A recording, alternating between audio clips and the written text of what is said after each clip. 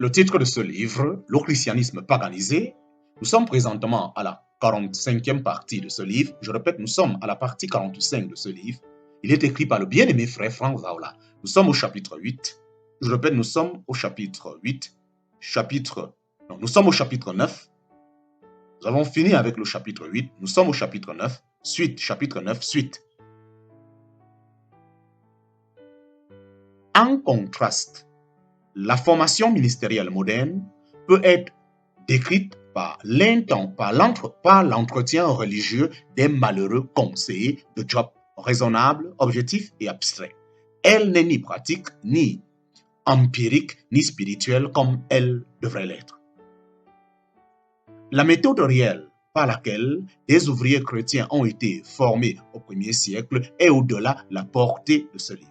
Cependant, un petit cœur de livre a été consacré à ce sujet. En ce chapitre, nous retracerons l'origine du séminaire, de l'université biblique et de l'école du dimanche. Nous retracerons également l'ironique du pasteur de jeunesse et nous discuterons comment chacun est en désaccord avec la manière de Christ car tous sont basés sur le système d'éducation du monde. 4 étapes de l'éducation théologique. 4 étapes de l'éducation théologique. Dans toute l'histoire de l'Église, il y a eu 4 étapes dans l'éducation théologique. Elles sont épiscopales, monastiques, scolastiques et pastorales. Brièvement, examinons chacun. Épiscopale, la théologie de l'âge. Épiscopale, la théologie de l'âge. Pratique, en parenthèse, du 3e au 5e siècle, s'est appelée épiscopale parce que les principaux théologiens du jour étaient des évêques. Cette théologie a été marquée par la formation des évêques et des prêtres sur la façon dont les divers rituels et liturgies de l'Église devaient être exécutés. Monastique. L'étape monastique de l'éducation théologique était attachée à la vie ascétique et mystique. Des moines vivant en communauté monastique donnaient cette éducation. En parenthèse, plus tard, dans les écoles cathédrales. Des écoles monastiques ont été fondées au IIIe siècle. Ces écoles ont envoyé des missionnaires au territoire inexploré après le IVe siècle. Pendant cette étape, les pères de l'Église orientale se sont trempés dans la pensée plafonique. Ils soutenaient la vue mal orientée que Platon et Aristote étaient des maîtres d'école pour amener des hommes au Christ. Cependant, la confiance aveugle des pères de l'Église orientale en ces philosophes païens a sévèrement dilué la foi chrétienne. Ils n'avaient pas l'intention d'égarer les croyants. C'est simplement arrivé par l'acceptation d'une source impure. Puisque plusieurs des pères de l'Église étaient philosophes et orateurs païens avant leur conversion, la foi chrétienne a bientôt commencé à prendre une tendance philosophique. Justin martyr, en parenthèse, année 100 à 165 après Jésus-Christ, un des professeurs chrétiens les plus influents du IIe siècle, s'est habillé dans la tenue de philosophe. Justin a cru que la philosophie était la révélation de Dieu aux Grecs. Il clamait que Socrate, Platon et d'autres avaient la même position pour les gentils que Moïse tenait pour les Juifs. Il clamait que Socrate, Platon et d'autres avaient la même position pour les gentils que Moïse tenait pour les Juifs. Après les années 200, la naissance de Jésus-Christ, Alexandrie est devenue le capital intellectuel du monde. Après les années 200 de Jésus-Christ, Alexandrie est devenue le capital intellectuel du monde chrétien comme elle l'avait été pour les Grecs. Une école spéciale y a été établie en 180 après Jésus-Christ. Cette école était l'équivalent d'une université théologique. À Alexandrie, nous avons le commencement de l'étude institutionnelle de la doctrine chrétienne. Origène, en parenthèse, 1185 à 254 après Jésus-Christ, un des premiers professeurs de scolastique, était profondément influencé par philosophie païenne. Il a été le premier à organiser les concepts théologiques principaux en théologie systématique. De cette période, Will Durant a observé l'écart entre la philosophie et la religion se refermait et la raison, pendant 1000 années, consentait à être la servante de la théologie. Edwin Hatch fait écho à ces pensées en indiquant pas même un siècle et un demi après que le christianisme et la philosophie soient pour la première fois entrés en contact le plus étroit. Les idées et les méthodes de la philosophie entraient si massivement dans le christianisme et y prenaient tellement de place qu'on y avait affaire davantage à une philosophie qu'à une religion. Après les jours d'Origène, au milieu du IIIe siècle, les écoles chrétiennes avaient disparu. L'éducation théologique est retournée à la forme épiscopale. Des évêques étaient formés par le contact personnel avec d'autres évêques.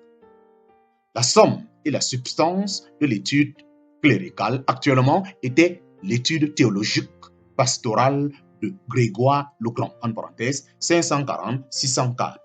Grégoire enseignait aux évêques comment être de bons pasteurs. Vers le milieu du 8e siècle, les évêques étaient fondés. Au 10e siècle, les cathédrales commençaient à commanditer leur propre école. Scolastique, la troisième étape de l'éducation théologique, doit beaucoup à la culture de l'université. Vers 1200, un certain nombre d'écoles cathédrales se sont transformées en universités. L'université de Bologne, en Italie, fut la première université à voir le jour. L'université de Paris est venue en second, étroitement suivie par Oxford. L'université de Paris est devenue le centre philosophique et théologique du monde à ce moment-là. L'université de Paris est devenue le centre philosophique et théologique du monde à ce moment-là. Plus tard, elle est devenue la sémence du séminaire protestant. Une éducation supérieure était le domaine du clergé. L'érudit était considéré comme gardien de la sagesse antique. L'université moderne s'est développée à partir de la responsabilité des évêques de fournir la formation au clergé. La théologie était considérée comme la reine des sciences. La théologie était considérée comme la reine des sciences à l'université. Du milieu du XIIe à la fin du XIVe siècle, les universités ont été fondées en Europe. La théologie moderne s'est faite les dents sur les abstractions de la philosophie grecque. Les universitaires ont adopté un modèle de pensée aristotélicien qui visait la connaissance et la logique rationnelle. La force dominante en théologie scolastique était l'assimilation et la communication de la connaissance. En parenthèse, pour cette raison, l'esprit occidental a toujours été fanatique de formulation de credo, de structure doctrinale et d'autres abstractions sans vie. Un des professeurs les plus influents dans la formation de la théologie moderne était Peter Aberlath, en parenthèse 1079-1142. Aberlath est partiellement responsable de l'apport de la théologie moderne. Son enseignement a mis la table et a préparé le menu pour les philosophes scolastiques comme Thomas d'Aquin, en parenthèse 1225-1274. Distinguée par Aberlath, l'école de Paris a émergé comme modèle pour toutes les universités suivantes.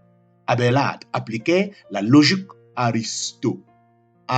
aristotélicienne à la vérité révélée, a également donné à la théologie la signification qu'elle a aujourd'hui. En parenthèse, avant lui, ce mot était seulement employé pour décrire la croyance païenne.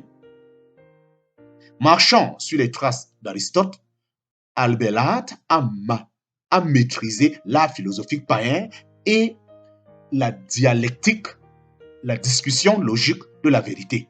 Il appliquait cet art aux Écritures. L'éducation théologique chrétienne ne s'est jamais remise de l'influence d'Abélard.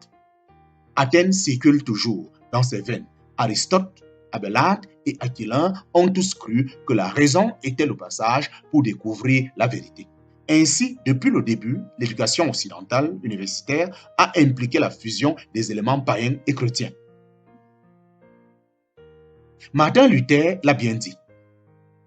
Que sont les universités sinon des endroits de formation pour la jeunesse dans la gloire grecque? Bien que Luther ait été un homme d'université lui-même, sa critique visait l'enseignement de la logique aristotélicienne au niveau universitaire. Séminariste.